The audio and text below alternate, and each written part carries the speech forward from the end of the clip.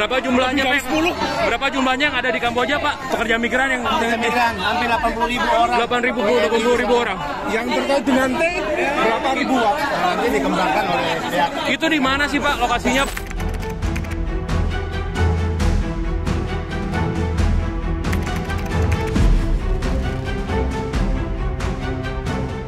Halo, gimana kabarnya? Dan otomatis orang penasaran, oh ini siapa? Mereka respon, baru kita menggunakan kata-kata penting. Kak, masih main slot nggak? Ini aku dari link ini, menawarkan nih dengan modal 25.000 kakak bisa withdraw atau penarikan 1 juta. Gimana kak? Dari bawahan kita sebagai admin, customer service, SPV, manager, bahkan si master itu orang Indonesia semua. Dan ada ancaman, kamu nggak bisa kabur ya dari kita.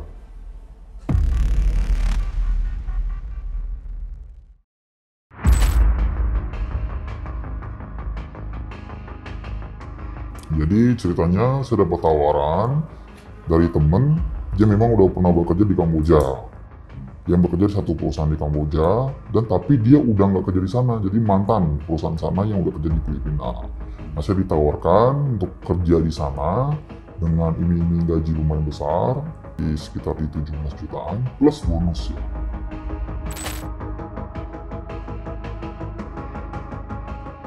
Ketika saya udah dihubungin, saya di interview, bertanya-tanya sebelumnya udah pernah kerja di situs judi online atau belum, saya jawabnya belum. Akhirnya dijelasin tuh kinerja seperti apa, dan saya oke. Ketika sudah oke, dan dibuatkanlah namanya paspor. Saya kirimkan data pribadi saya, KTP dan lain sebagainya untuk syarat pembuatan paspor. Dan paspornya ini dibuatkan oleh mereka, Imigrasi Indonesia kita, di mana bisa dibuatkan tanpa kita ke sana. Oke, dan itu ditarifkan di 5 juta paspor. Dan itu ketika kita sampai sini dipotong gaji kita. Ya, paspor itu ketika dia buat cuma 3 hari, dan kita cuma ngambil aja di imigrasi.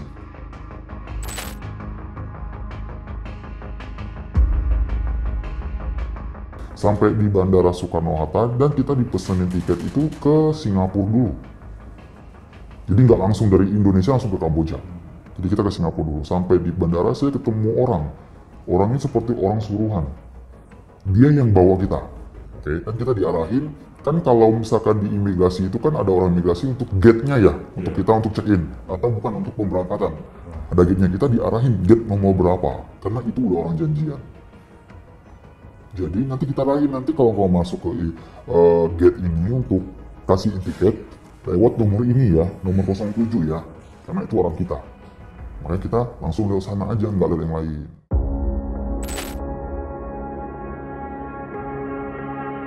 Setelah itu udah lolos dari bandara, kita diterbangkan ke Singapura.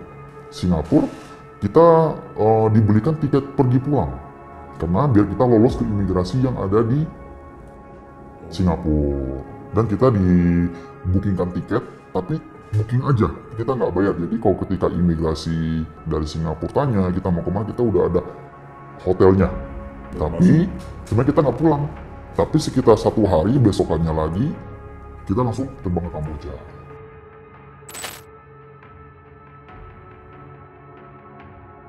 Dan kita sampai di Phnom Penh. Phnom Penh itu ibu kota Kamboja. Dan Phnom Penh ini kita berangkat lagi ke namanya KPS, Kampung Sihanoukville. Itu sekitar di 2 jam lebih lagi untuk arah ke perusahaan kita. Nah setelah kita situ udah ada jemput.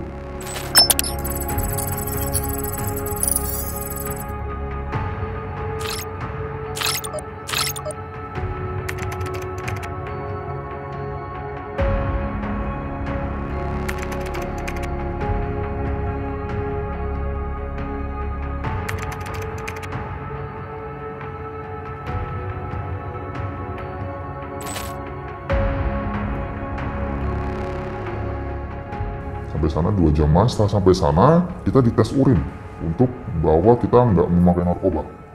Jadi ketika sana kita dites urin, setelah tes urin kita semuanya negatif, nggak ada yang positif narkoba, udah kita dimasukin ke mesnya. Satu mes itu isinya 2 orang.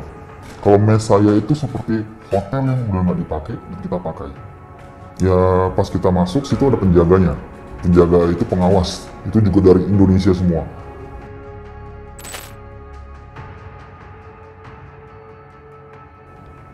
Nomor kantornya sih KPS Kampung Singanopville.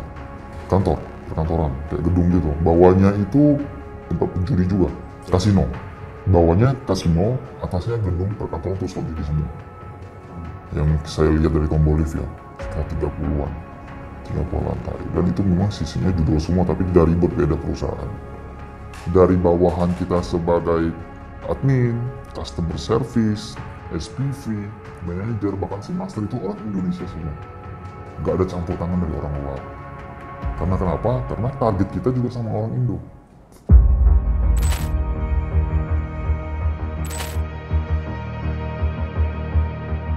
Kita dikenalkan bagaimana cara memfollow up, diajarin bahasa seperti apa.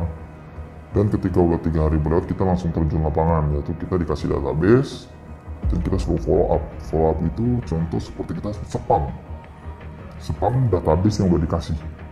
Dan database-nya sih data orang Indonesia semua. Jadi target kita ke orang Indonesia semua. Spamnya kita dengan cara menyapa, halo gimana kabarnya?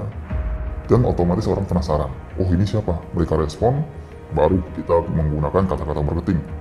Kak, masih main slot nggak? Nih aku dari link ini, menawarkan nih dengan modal 25.000 kakak bisa withdraw atau penarikan 1 juta. Gimana kak?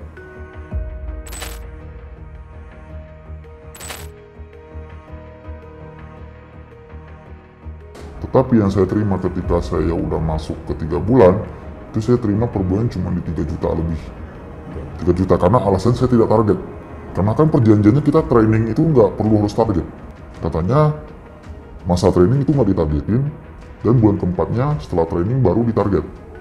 Tapi saya udah kerja 3 bulan tapi tetap mendapatkan gaji 3 juta lebih.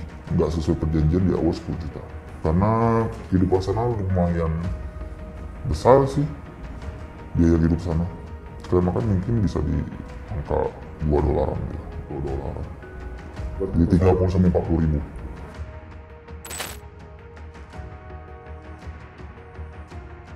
Kalau mau pulang itu dikenakan denda ke pemberangkatan. Denda ke pemberangkatan itu apa aja? Tiket-tiket yang misalnya udah mereka keluarkan, sewa hotel yang mereka keluarkan itu kita ganti senilai 17 juta.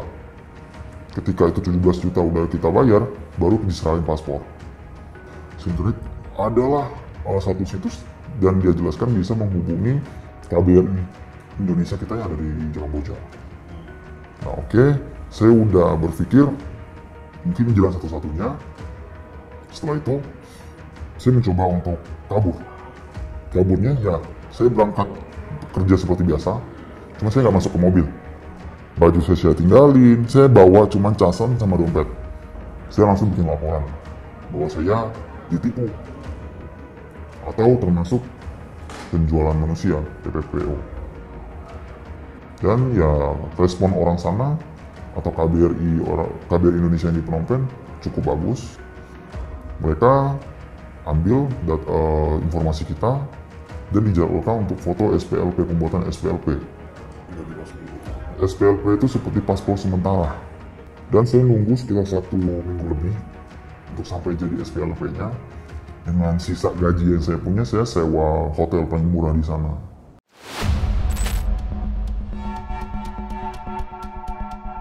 Udah kabur, setelah beberapa jam, Telegram masih belum saya hapus. Banyak yang nanyain kemana, bahkan langsung dari atasan. Kamu nggak bisa kabur ya dari kita. Mending kita ngomong baik-baik aja. Maunya apa? Di situ saya berpikir nggak mungkin saya balik lagi.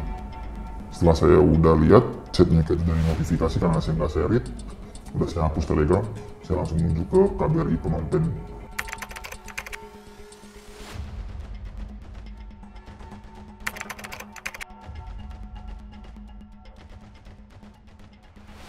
Perlu saya sampaikan bahwa pemerintah Indonesia itu untuk saat ini tidak punya kerjasama ya antara untuk penempatan PMI ke Kamboja, ke Myanmar, ke kawasan lain.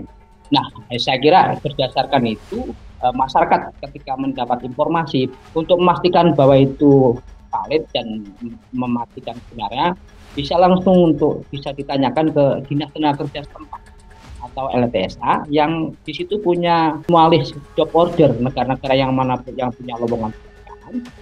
dan bisa dipastikan bahwa pemerintah Indonesia itu tidak ada pekerjaan sektor judi online maupun scam.